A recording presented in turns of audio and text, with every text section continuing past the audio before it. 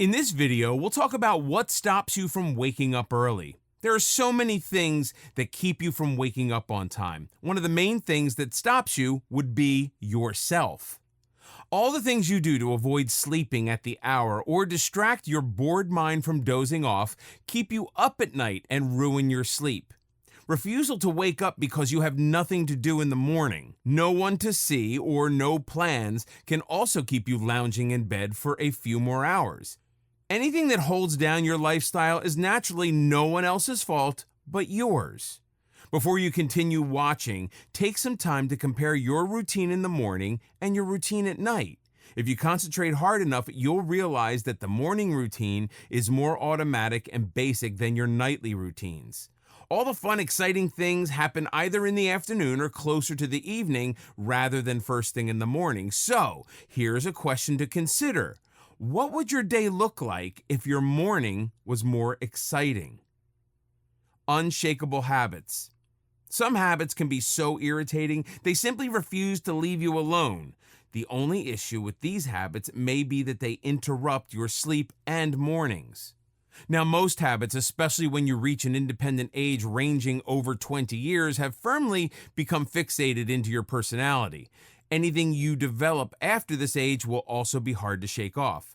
Some habits are positive, mind you. Not everything has to be a bad aspect of your personality. If you enjoy keeping your surroundings clean and organized, then good for you, since that's a wonderful characteristic of yours. Unfortunately, the focus here wouldn't be your positive characteristics, but those negative ones that interfere with routine. When you're going to bed, do you immediately remember your devices, maybe in particular your phone? Do you have the need to check your phone before you sleep? This is an extremely common habit people have. But it isn't just phones that create this habit. It could honestly be anything. When you're by yourself, you have nothing to do and your mind starts to wind down. You suddenly remember a million and one things you want to do and feel the sudden urge to do them.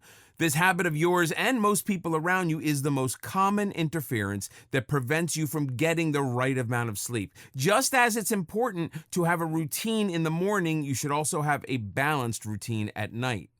When you know it's time to go to bed, wrap up everything at least half an hour beforehand. Turn off all the lights, electronics, lock the doors, shut the windows, put the rest of the house to sleep before you do so that there's nothing left to do. Keep your devices and distractions out of the room you sleep in. This way you can rest peacefully knowing that the day has been successfully wrapped up. Mind your eating and drinking habits close to bedtime as well. For instance, avoid caffeinated items before heading to bed. If you must, opt for something relaxing like chamomile tea instead. Don't work out too late in your day or you'll have an adrenaline surge before bedtime. Experts recommend keeping a slightly cooler temperature for an optimal sleep experience and keep the lighting in your room dim enough simply for sleeping and nothing else. Sleep deprivation. You may have the routine, the alarm clock, and the determination to wake up early, but what if you're not getting enough sleep? Some people don't have normal working cycles. They could be working 2 jobs at once, or maybe they're a heavy traveler.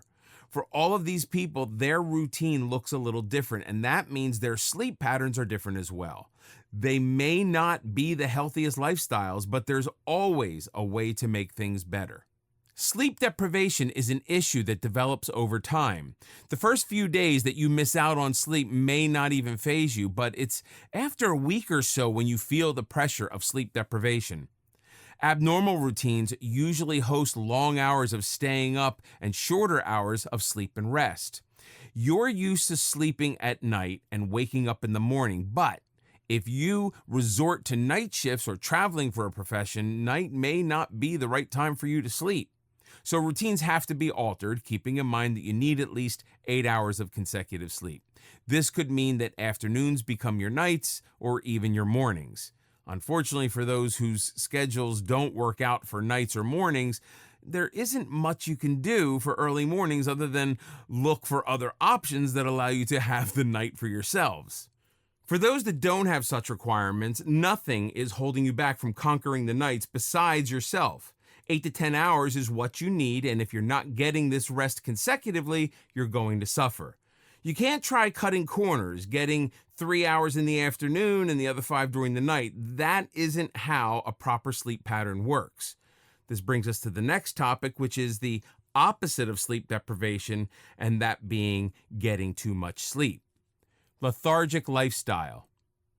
Having too much of anything is bad for you. Naturally, staying up too long without rest is going to make you tired and lazy. Your head will feel light and your mind fuzzy since it's been working for far too long. But when you decide to let out your inner lethargic lion sleep for 18 hours a day, you'll start feeling different side effects. Instead of a light, fuzzy head, you'll have a heavy, throbbing head, pulsating because it's been out of work for, once again, far too long. After sleeping for too long, you'll always be tired, mind heavy from all the silent hours it rested, and now suddenly it has to get back to work. It's just like coming back to work after a long 2-week vacation. Though you know the break was going to end, the longer you postpone it, the more reluctant you are to go back. Your mind is the same. It's been sleeping for so long, a few more hours wouldn't hurt, but the truth is, they will. Eventually, doing nothing and relaxing becomes an addiction, something you can't get enough of and constantly hunt for more. This makes you lazier, more tired, and less willing to perform tasks. What you must realize is that there's always a time when work returns and you have to stop resting. Even though you were getting enough sleep and plenty more, getting up in the morning becomes harder, though you may be using an alarm clock and open curtains. So a minimum of 8 hours is good to keep you running for 16 hours. Anything over 10 hours will force you into a hibernation that'll wake you up crankier than any grizzly bear after the winter.